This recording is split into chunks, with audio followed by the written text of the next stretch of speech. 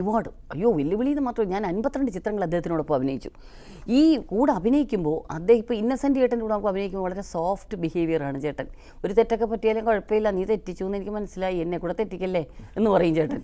അപ്പോൾ മാളച്ചേട്ടനായാലും ഇക്കയായാലും അല്ലെങ്കിൽ ഇന്ദ്രൻ ചേട്ടനായാലും ആരായാലും നമുക്ക് ഓക്കെ. പക്ഷേ ജഗതി ചേട്ടനുള്ളൊരു കാര്യം, പുള്ളി പെർഫെക്റ്റ് ആയതുകൊണ്ട് പുള്ളിയുടെ കൂടെ സൂക്ഷിച്ച് നിൽക്കുക, പുള്ളി ചീത്ത പറയും. ഇതിനെയൊക്കെ എവിടെ നിന്ന് വലിച്ചുകൊണ്ട് വന്ന് കുറേ നേരമായില്ല, അനിയാ വേറെ കിട്ടിയില്ല ഇനി ആൾക്കാരെ എന്നൊക്കെ ചോദിച്ചു കളയും. അപ്പോൾ അതുകൊണ്ട് എന്ത് പറ്റുമെന്ന് വെച്ചാൽ പേടിച്ച് ഞാൻ ഡയലോഗ് കാണാൻ പഠിക്കണം ജഗതി ചേട്ടൻ്റെ കൂടെ നിൽക്കുമ്പോഴേ ഉള്ളൂ. അത് മാത്രമല്ല, നമ്മൾ പുള്ളി ഇപ്പം കാണിക്കുന്ന അല്ല റിഹേഴ്സൽ നമ്മളോട് കൊറോണ ശരി ഇനിയാന്നൊക്കെ പറഞ്ഞിട്ട് ആ എക്സ്പ്രഷൻ അല്ല അടുത്ത റിഹേഴ്സൽ കാണിക്കുന്നത് ടേക്കിൽ. അപ്പം ഇങ്ങനെ ചാഞ്ഞിങ്ങനെ അണഞ്ഞ് നിന്നാൽ മാത്രമേ പുള്ളി ഇതായിരിക്കും തൊട്ട് മുമ്പിൽ ഒരു ടീപ്പോയൊക്കെ കൊണ്ടുവന്ന് ഇടാൻ പറയും. അപ്പോൾ എനിക്ക് തോന്നും ക്ലൈമാക്സിൽ ഇതാണ് പുള്ളി ചെയ്യാൻ പോകുന്നത്, ടീപ്പോ ചാടി അങ്ങ് പോകും. അപ്പോൾ അതിനനുസരിച്ച് ഞാൻ റിയാക്ട് ചെയ്യണം.